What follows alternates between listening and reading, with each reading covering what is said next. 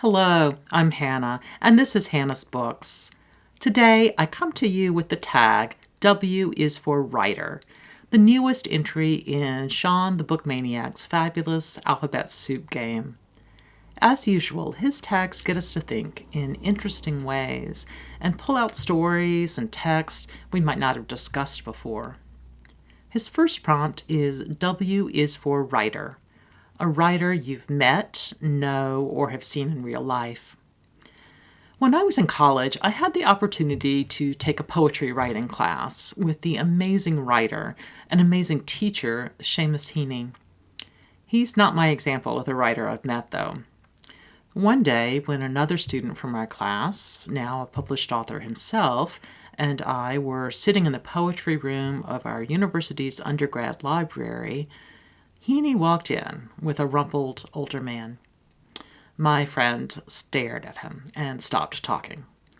The two men walked up to us, and despite my very introverted personality, my Southern girl skills came out, and I chatted amiably. Heaney introduced his friend to the two of us students, and then he invited us to go to dinner with them at a student dining hall. Sure, why not? What's your name again? I asked. Ted Hughes. I searched my brain. Why was that name familiar? Oh, wait, wasn't he the person who married Sylvia Plath? Wiley, someone I knew well, one of my father's best friends, introduced Plath and Hughes when he was a visiting student in the UK when he was young, and I had heard about their romance and the end of it. What I had not heard of was Ted Hughes, the poet. I sat there all during our meal in the student dining hall, chatting with Seamus Heaney and Ted Hughes, while my brilliant but absolutely starstruck student poet friend was silent. And I was asking Hughes all about what he was doing as he traveled in the U.S., and Hughes and Heaney both talked about translating ancient works. And there I was, having no idea what a giant I was chatting with. I so wish I could replay that dinner. Maybe when I schedule my next meal with famous dead people, I'll invite Ted Hughes and apologize. The second question. W is for War. The last great book you read about war and or one you want to read or why you don't read war books. Generally, I don't read war books per se. As a Southern historian, I've read a lot about cultural meanings of the Civil War, as well as what led up to it and what followed, but I tend to avoid reading about the actual battles. And I pretty much don't read books, fiction or nonfiction, about other wars. Nevertheless, I'll list two really important war books that hold a place in my heart. One is Homer's Iliad, a book I read late and was astonished to find so moving, given its reputation for uber macho stuff in it. I really loved it, more than the Odyssey in many ways. I promise I'll talk about it and my reaction to it sometime soon. The other war book I find really powerful is Vera Brittain's Testament of Youth, her memoir of her time as a nurse and a human being in World War I in the UK. It's a fantastic description of the social and cultural shift from the pre-war period through the horrors of the war itself to the efforts people made and that society made to recreate a world of some sort after the world they knew and after the people they loved were gone. Number 3. W is for www.writer.com, a writer you recommend or want to read whose first name or last name starts with a W. Bonus points for both first and last names. For my recommendations, I think I'll stick with poetry here. If you're interested in reading the poetry of the Romantic era, you can't go wrong with a volume of William Wordsworth. His poems are so wonderful at pulling the magical out of the quotidian. Want something a little more modern or a little more American? Try Walt Whitman. Start with his Civil War poems and go on. They are poetry set free, wild and undone, and distinctly urban often, much more modern than Wordsworth, even when Whitman's talking about nature. Okay, so you want something even more modern. How about William Carlos Williams? To my eye, he's a master of these imagistic, almost painterly little flashes of poems, even though he also seems like kind of a jerk. His icebox and his red wheelbarrow show up in my pathetic mom jokes regularly. Thank goodness my kid is an English major. As for a W author I want to read or need to read, the most obvious answer is Virginia Woolf. I've read a lot of her nonfiction. I've long loved both A Room of One's Own and her Writer's Diary, but I don't think I've ever read any of her fiction. Why? Someone important to me mocked her writing when I was young. Not at all a reasonable excuse, but there it is. So here I am, committing to read at least one Woolf novel in the month of March. Feel free to recommend in the comments which book you think I should pick up first. Okay, the fourth prompt is W is for Wait and See, a book or writer you're not ready to try yet, and why. I've never read Proust. Actually, that's not exactly true. When I was in 4th or 5th grade and poking around my mother's private shelves one day, I secretly explored those 3 thick black paperback volumes, wondering why she kept the books hidden in the back rooms, along with banned books like Ulysses or Lady Chatterley's Lover. As I've mentioned before, I suspect my mother's parenting strategy when it came to bookish behavior was to scatter interesting books somewhere near my path, without ever once mentioning that I might want to pick them up. It was a highly successful strategy, and one I copied with my own child. It also seemed to work with my husband. Looking back to my mother's private shelves, I know she just realized that these books were unlikely to pull in her preteen reader. But as I've matured, and then matured some more, I think I might be ready to appreciate Proust. Honestly, his work seems like it might be kind of my thing, but I admit I have a lot on my shelf to get to first. So I'm not quite ready to try Proust, but I think I'm getting close. Amy at From the Dusty Bookshelf is definitely inspiring me. I'll link to her Proust playlist below. I'm definitely going to come back to her videos when I actually crack open the pages of Proust.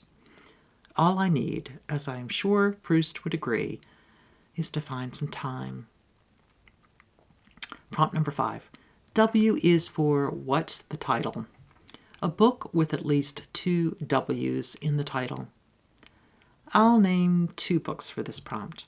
The first is Maxine Hong Kingston's 1976 The Woman Warrior, Memoirs of a Girlhood Among Ghosts, a book about a Chinese-American woman and the meaning of Chinese folklore and family history as the stories echo through her life in the United States.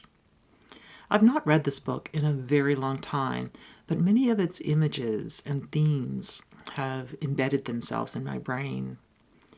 Kingston's exploration of identity in the face of immigration is fantastic.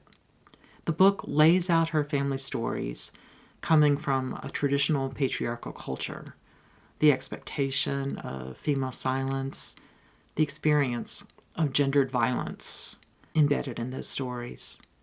And she negotiates how to meld these stories with her own coming of age in California, full of both the racism of mid-century America and the start of an expectation of increased freedom for women. Kingston writes about her ambivalence towards both cultures in a way. Her storytelling starts with an admonition to be silent, but by the end of the book, she's found a way to speak out, to incorporate her background, family and culture, pain and joy, into her creation of a new self.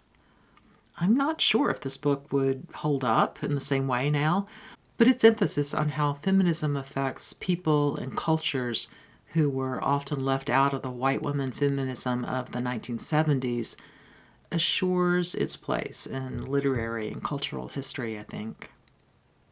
Another book with two W's in the title is also an old favorite. I read at about the same time I read Maxine Kingston's memoir, Gloria Naylor's wonderful 1982 book, The Women of Brewster Place.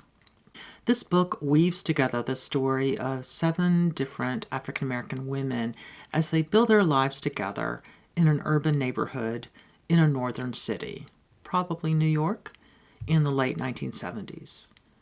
In ways similar to those in Kingston's book, this novel gives the reader a variety of perspectives and viewpoints, a variety of voices talking about the very different but connected experiences of this group of women, experiences shaped by gender and sexuality, by race, by class.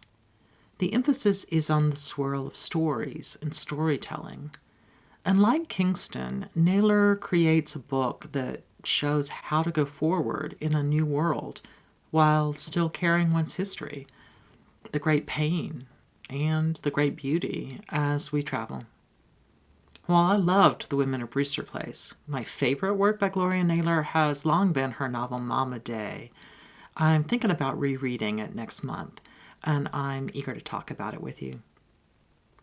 The 6th prompt is W is for Women, a great book you've read recently by a female.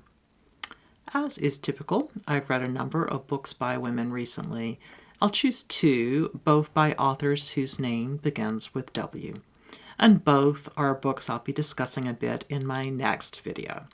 Jeanette Winterson's Lighthousekeeping and Jacqueline Woodson's Another Brooklyn. More in a day or two.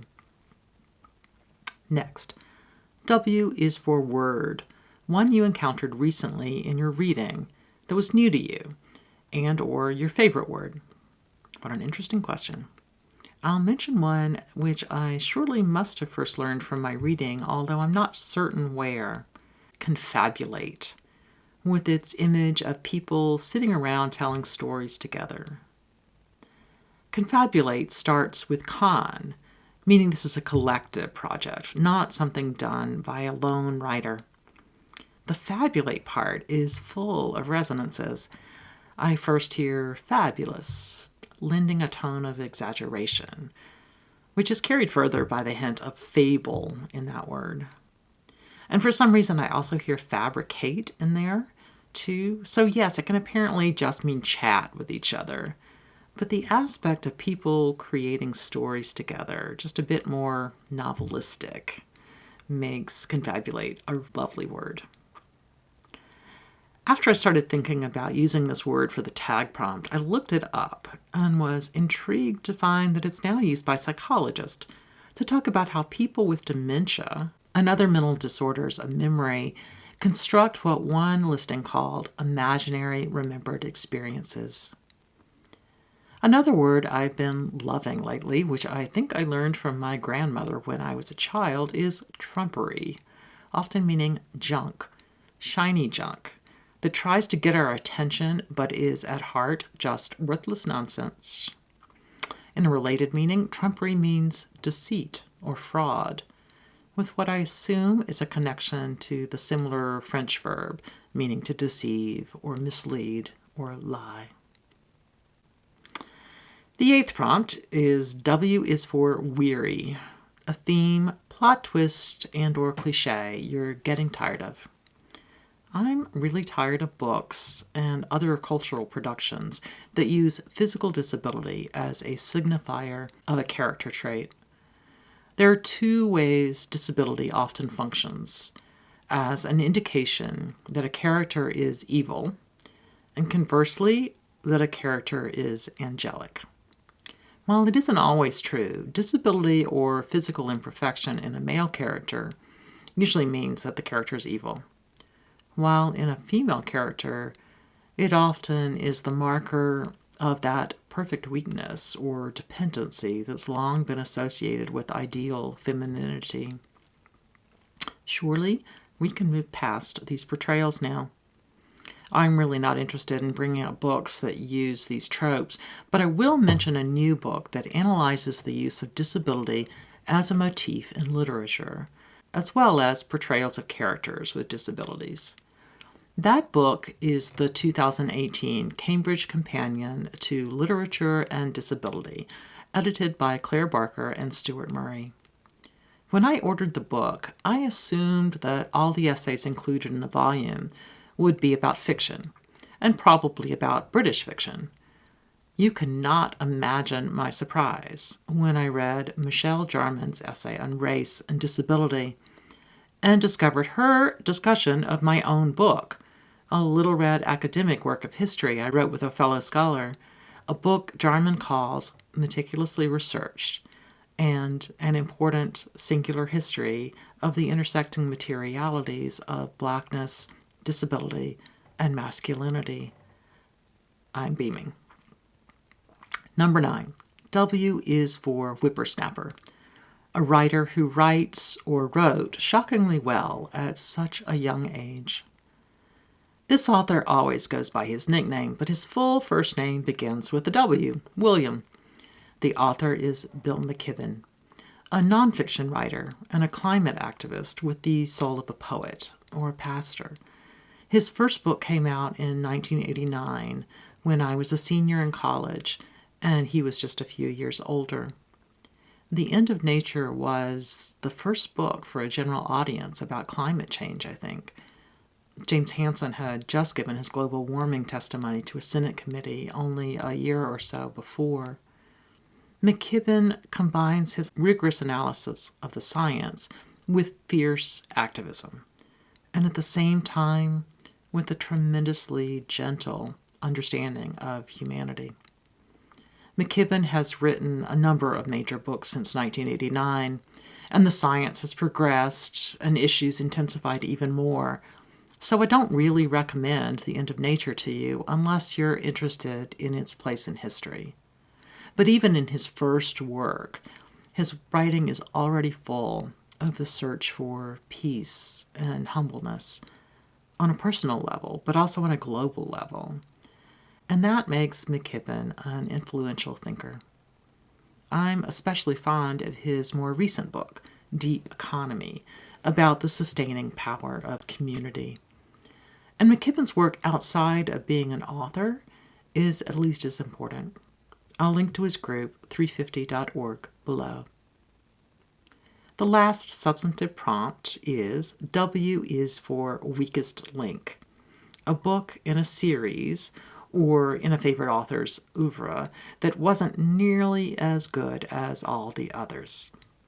I love Jane Austen very much. While I could easily say that I don't love Northanger Abbey as much as I love her other novels, I certainly wouldn't call it a weak link. But I do feel that way about Lady Susan, which I only read a few years ago. I was so excited to find out there was more Austen than what I had already read over and over. Perhaps those high hopes led to my disappointment with the book. Katie over at Books and Things loves Lady Susan, and I've made her a promise that I'll try it again soon, perhaps this year during Jane Austen July. So that's it. I can't wait to see what y'all do with this tag. Thank you so much, Shawn, for this tag and for your other creative tags, as well as the generous spirit you embody all over BookTube. And thanks to all of you for joining me today. See you soon on Hannah's Books.